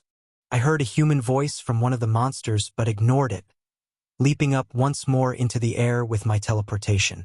Now that I had a better understanding of their skills, I could see why they were sensitive to my presence. They didn't have a proper body. Their soul and body were becoming mixed, and now the boundary between the two was blurring. They now were in a form that shouldn't exist, and it granted them heightened senses and an ability to attack the soul directly. I had only been attacking their bodies, but they had been attacking both my body and soul. I could sense their physical form, but they were able to sense my soul as well as my physical body. So, little by little, my detection was failing me, and attacks were slipping through my defenses. It had also been why they had seen right through me, knowing that I was a human. But now I could use my own soul to attack. Now the playing field was level. Even if I could move my soul's shape with as much power or finesse, it was still enough for me to take advantage of. I was everywhere. I raised the power of my confusion and shadow walk. Dark metal hung from my waist, shaking and silently crying. It was the second item Rain had given to me, Drops of Darkness. Drops of Darkness, 500 out of 500, ancient rarity. It absorbs all noise that the wearer emits. Simple but incredibly useful. It made my biggest weapon, Surprise and Fairy Tale, even more powerful. I thought their abilities of detection were too powerful, so it didn't have any use. But now it was different. Now that I could control my soul through these claws, I could hide it from them. I jumped again. My goal was the monster's head. Kiyi! This monster, created by merging 3 animals, had its head split open, contaminated blood gushing out from the wound. I barely had time to think before someone unexpected popped up. Convergence successful. Traces of one's own soul are now hidden. Superior Surprise became LV10 and has evolved into Extraordinary Surprise. No matter how much you move, it is still as if you are not there. Surprise attacks will deal additional damage. Advanced Martial Arts became LV7. I did it. I was able to hide my soul. It was hard not to feel elated by this progress. But I knew that this was no time to celebrate as I narrowly dodged an attack from another monster. It's almost funny. I was nearly hit by a monster because my plan worked, and it caught me off guard. But it was all worth it regardless. I had mastered the art of stealth, but I had to remain vigilant and not let myself grow overconfident. Now I could move forward and show my true strength against these monsters instead of being put on the ropes and struggling to kill them. My initial wound against this large beast in front of me didn't look as impressive as I had originally thought, but it was a start. Their souls were reinforcing their bodies. In addition to tough flesh, they had gained a lot of strength by projecting their souls outside their bodies. But by doing so, they also exposed their weaknesses. Kill him. Make him one of us. He's devouring everything. I revealed my presence to them after my attack, watching as their soul tendrils filled the air and made their way toward me. I could have jumped away from it but stood my ground instead. I didn't have to run anymore. I swung my sword, enhanced by the demon's claw, and it easily cut through all the tendrils before they could reach me. Fragments of body and soul scattered in the air, fading from existence. If only I could eat that too. But I suppose devouring pure fragments of a soul wouldn't be possible with predation. It wouldn't have been necessary, anyway. The fact that I could block their attacks and hurt them was enough. Why? Kiga! He is like us. Join us! One of them rushed forward, only able to catch on to my alter ego I left behind as I jumped away. The alter ego only had physical strength, but it managed to jab into the monster's eyes before it vanished. I moved over to the head of the monster I had previously damaged with my initial surprise attack. Lower Ubiquitous became LV4. My head was bursting with information as I read the movements on those who were united in soul and body, precisely controlling my powers all the while. It was an exhausting task, but if I didn't do it, I would die. I was dancing on needles, only a hair's width away from death at any moment. Blood shadow was sharpened even further by the demon's claw. The monsters closed in around me, but all I could think about was taking their lives as my sword flashed out again and again. With a firm grasp on their souls' trajectories, I jumped forward with ubiquitous and attacked the giant monster again. Its head, shaped like a massive castle, was slowly split open from my repeated attacks. The spirit tried to grab onto me, to devour me, but I cut off its advance with my sharpened blade and riposted, driving my sword into its head again. Ag! No, stop it! I can't kill him. You guys help me? The monster's strength, born only from hatred, was too weak to harm me now that I had a weapon that would hurt them. Their weapons were heavy but were much too slow and dull to pierce me now. Blood shadow pierced deep into the monster's head, the sword belching out fire and lightning as it did. You gained 967,102 experience. You received gold and 22 silver. You have obtained a fragment of a fallen soul. Kia! The notification window popped up in front of me, the sound of it drowned out by the monster's dying wails. If Li Chanyu was here, that madness noise would probably be enough to knock him out. Couldn't crush me with its powerful form or grab onto me with the soul tendrils. So now it was letting out one inevitable attack. It made sense, of course. It was a powerful attack that slammed against my resistance to abnormal statuses and threatened to overwhelm me. But now I had a new source of food, and it was enough to stop me from falling to this final attack. By the time I had acquired this demon's claw, this battle was as good as over. Not to even mention my new form of predation. I turned towards the collapsed form of this monster, raising blood shadow. Black smoke billowed out from my body, beginning to eat away at this massive body. I let power begin to build up in my sword, black roses forming around it. Dark lighting began to explode forth, making my sword look even larger than it was. Only, I could detect more monsters approaching the area. Not just one or two, but a massive wave of them closed in as if they had all promised to meet here. Most of them I could tell were already fused with at least one other. It occurred to me then that the purpose of that final madness noise wasn't to incapacitate me, but rather to call for reinforcements. The thought brought a grin to my face. Thinking about the time, I figured it was about 3 hours until I could return. This is almost a bit silly. The monsters now were easy to kill, a delicious prey full of experience. It would be such a shame to go back home so quickly, especially when such an enticing hunting ground was coming to me. Come to me. Beginner Demon's Claw became LV6. Lower Madness Noise became LV5. In time, my feast would end. But for now, I could be happy with this chance to run about and eat as much as I liked. I leaped into the air with ubiquitous. 2 hours, 47 minutes, and 53 seconds had passed by the end. All the monsters gathered were killed and consumed, and my level was now 110. Chapter 69. The Sixth Evolution, 1. The Sixth Evolution, 1. As if it was waiting for the battle to end, rain began to pour down as soon as I lowered my weapon. Did the elves make this as well? The rain fell in mana-laden droplets, clearing the air of the evil wind that had been blowing just moments before. I looked up to let the rain wash over my soiled face filled with corrupted blood and monster flesh. It cooled my head down, bringing me a blessed moment of relaxation after the heated battle. Seizha, this can't be. I turned, surprised to see Mirena heading toward me. A translucent film had formed around her to block out the rain, but the more surprising thing to me was that she was even alive in the first place. Hundreds of those monsters had been swarming these plains.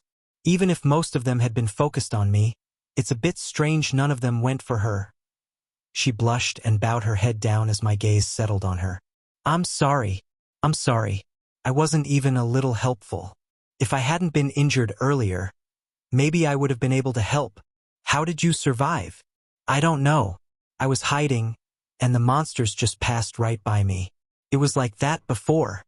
What sort of talent do you have? If it were so easy for the elves to survive in hiding, they would have nothing to fear from these monsters. But first, get into this shield. She grabbed onto my hand and pulled me to her, into the translucent shield protecting her from the rain.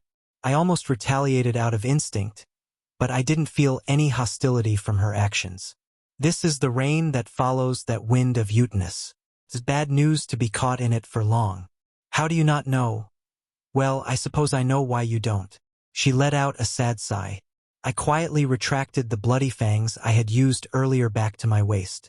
Seja, have you already broken free so fast? Ha! What she was saying made no sense.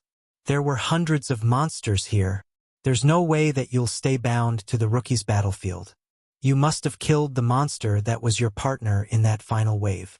The words she was saying didn't make much sense, but it gave me thought. Did the stronger elves escape from here early after the Great Fusion? Perhaps in the early days of the Great Fusion, these monsters roamed about but weren't hostile as they were now. Maybe the elves had plenty of chances to come face to face with the monsters that were once their partners? That has to be it. I heard from Li Chanyu that natives had begun to appear around that time, and more hadn't since then. I suppose it makes sense, you haven't been here for long. I looked at her again, meeting her gaze. Mirena's eyes were steady. I was confident she wasn't trying to lie to me or trick me. After this rain stops, the wind of Uranus will be done. All the monsters around here have already been killed, so it should be safe here. Then you can return to Earth. Don't worry, I'll be fine here. My legs became weak at her words. The thought of killing her right here and now crossed my mind.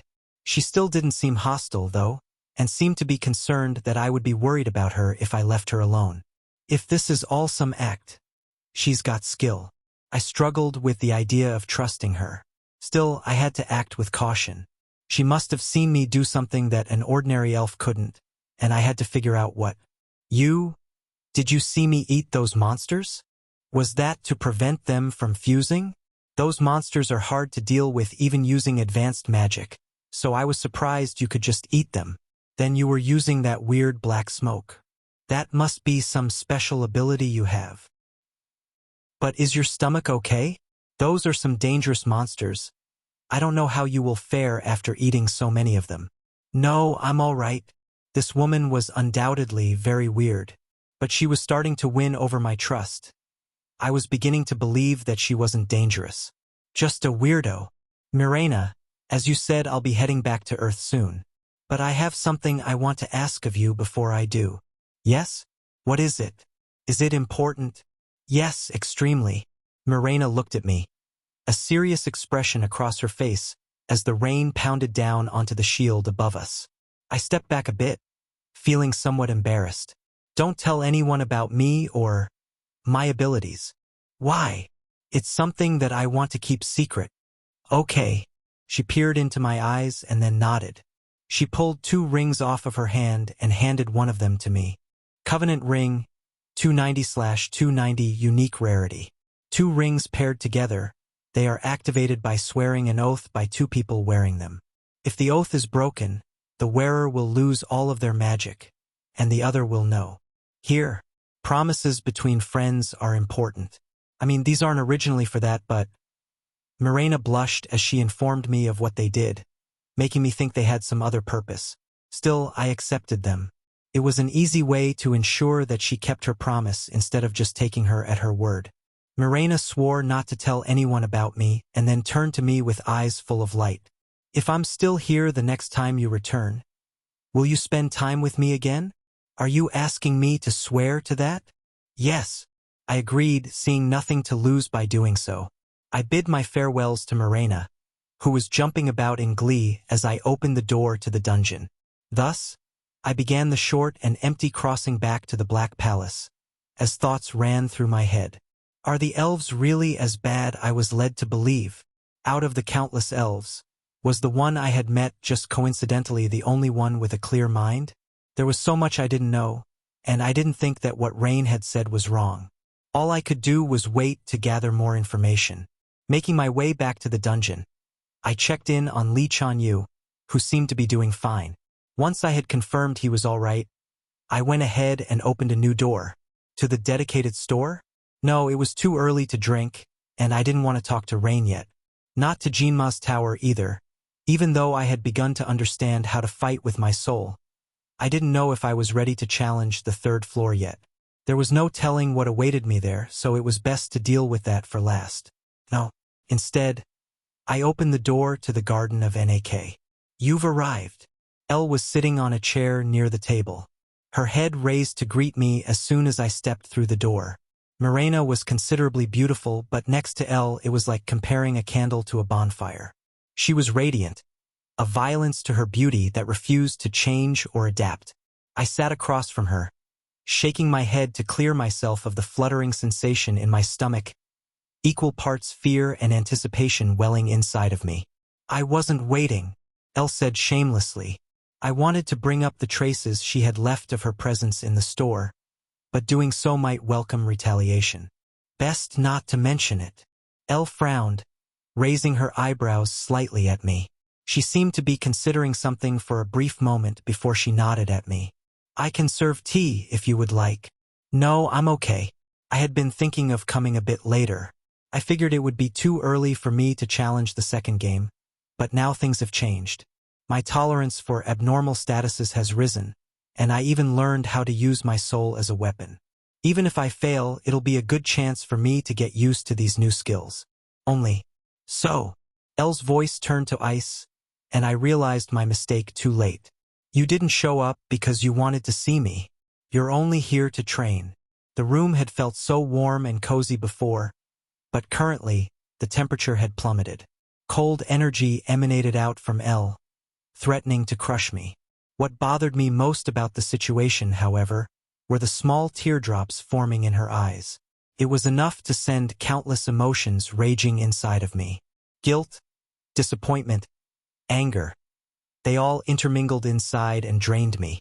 The power of a soul, which I thought I was gaining control of, was useless to me now. Is this really her power? You look silly right now. It ended as quickly as it had started, her hands moving up to cover her face. When her hands lowered, her face was once again expressionless. A little bit of red around the eyes, but best not to mention that. Fate, remember this. It is not an easy task to be forgiven for embarrassing a woman. No matter how much I mean to you, or you to me. All right, I will remember. I felt a need not to leave it like this, so I nodded quickly to her words before she could continue. She looked a bit disheveled by my reaction but kept her mouth shut tight and instead just nodded. I have no choice but to remember. Her every word and action were burned into my mind. Let's go ahead and begin. The second game is about building walls. Elle had finally succeeded in suppressing her emotions. Her face was blank as she said this, and so time began to pass. By the end, I had spent 3,600 gold as the entrance fee to the Garden of Nak, finally winning a victory over Elle. 2 days later, Li Chanyu and I stood in front of the boss room on the 4th of the Black Palace District 7. Chapter 70. The Sixth Evolution, 2. The Sixth Evolution, 2. Clearing the 4th floor might have been easier than the 3rd floor. Undead were considered more difficult to fight than other monsters, given their nature and their curse of undeath. However, their physical abilities were much weaker than mine, who was developing through predation, and their curse was ineffective in front of my growing resistance.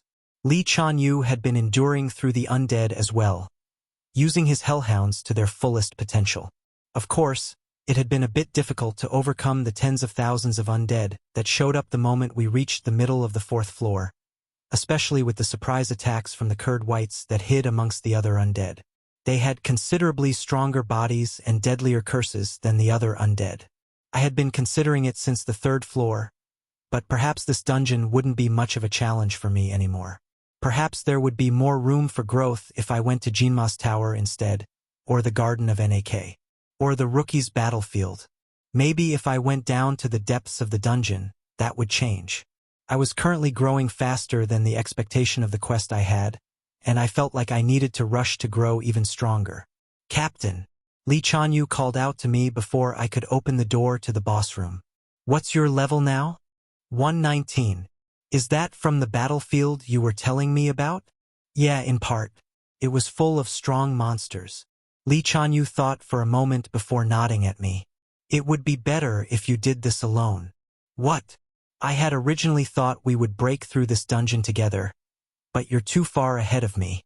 I'm already pretty weak compared to this boss, you know? His words struck me like a physical blow. I was thinking about whether I would be able to hunt this boss alone, but I think the likely answer is that I would die. But would you be able to? Right now, it's not so bad. I'm confident I could be effective in assisting you in battle. I have no doubt about that. But the Black Palace is a long dungeon.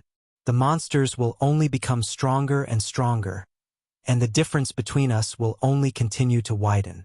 At this rate, it'll eventually reach a point where it's too wide for me to keep up. It was true that, compared to before, the difference between us had only grown. It wasn't just because my growth rate was fast. The experience I had gained from the monsters in the rookie's battlefield had given me a huge push forward. So far, he hadn't been holding me back, but it had occurred to me that at this rate, it might happen in the future. That he would become more of a liability than my teammate. I had also been thinking of what could be done to stop that. Observant as he was, Lee Chanyu had noticed me worrying about it. At first, I had been working hard to follow you, but now I think I will just get in the way of your growth. He wasn't wrong.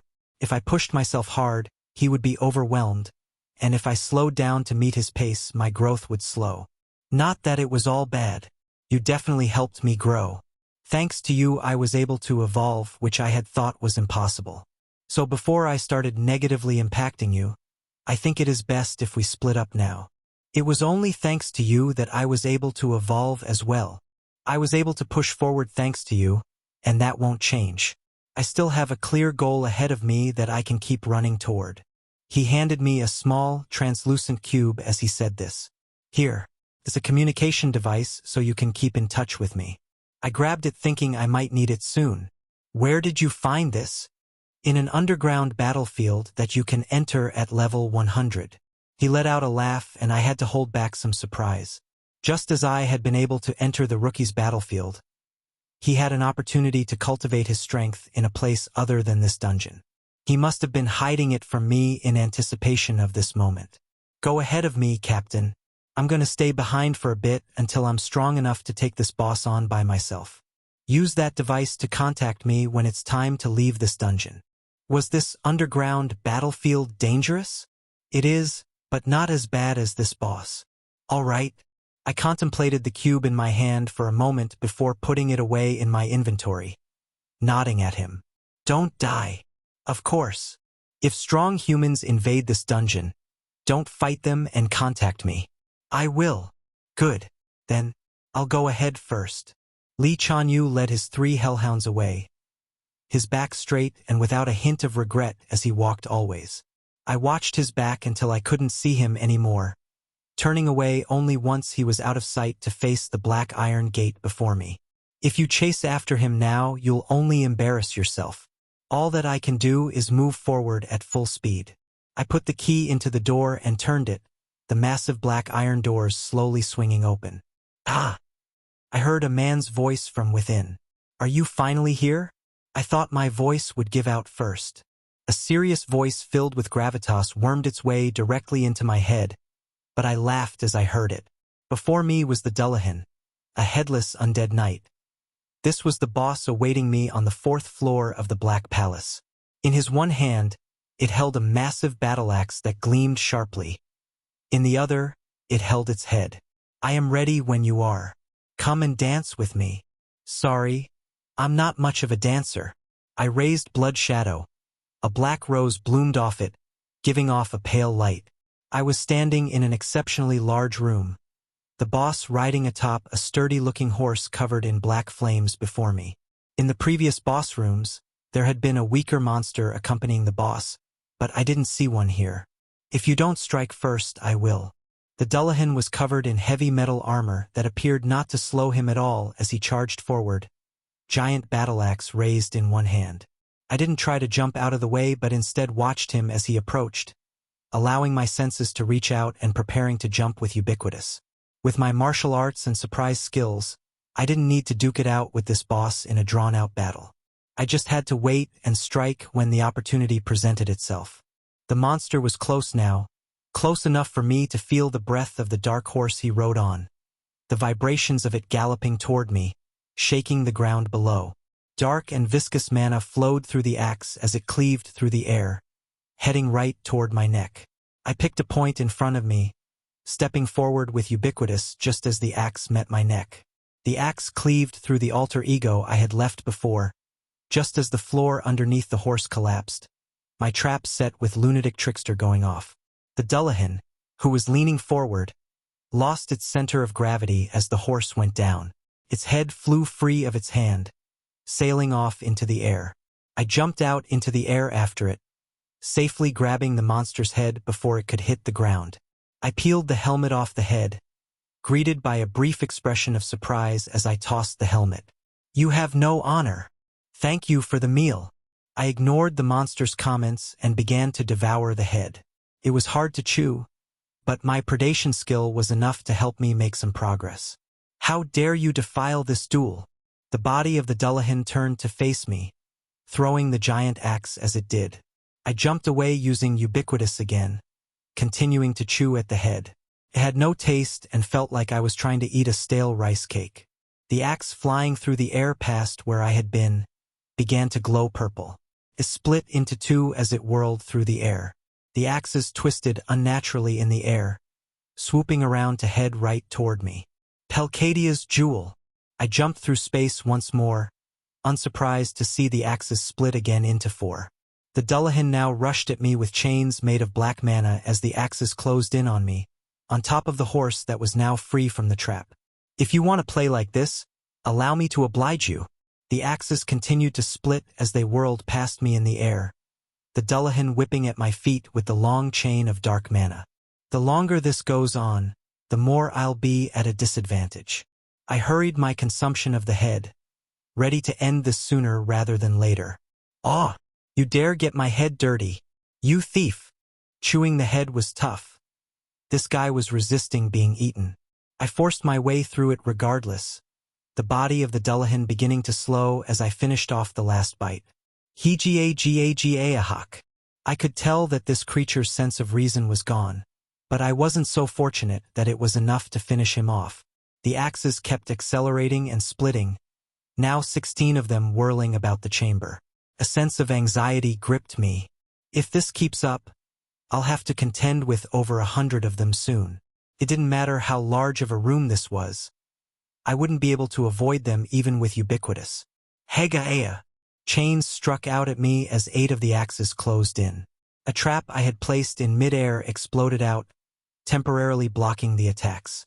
I jumped forward in that instant, landing atop of the horse that the Dullahan had been riding. My sword flashed out at the horse's neck. It was hard, almost as much as the boss, but it wasn't enough to stop my attack combining advanced martial arts and my top-tier surprise. You have gained 120,948 experience. You have received 80 silver. You have obtained a fortune egg. As I sliced through the horse, the Dullahan was once more bucked off onto the ground. I bit into the horse's neck without hesitation, the axes splitting through the air around me. I wasn't worried about them anymore, however. This boss had lost his sense of reason and now his mobility. He could no longer pose a threat to me. I waited until all 16 axes were about to fall upon me to jump forward with ubiquitous, instantly closing the distance between myself and the Dullahan. It was simple enough to slide past the chains he flailed with blindly, stabbing blood shadow deep into his chest. Black lighting and bloody fire poured out from the blade, causing the monster's body to stumble back violently from the concentrated mana. The axes split once more, attempting to close the distance between them and myself. They were becoming a much more deadly enemy than this Dullahan. I don't have time for this.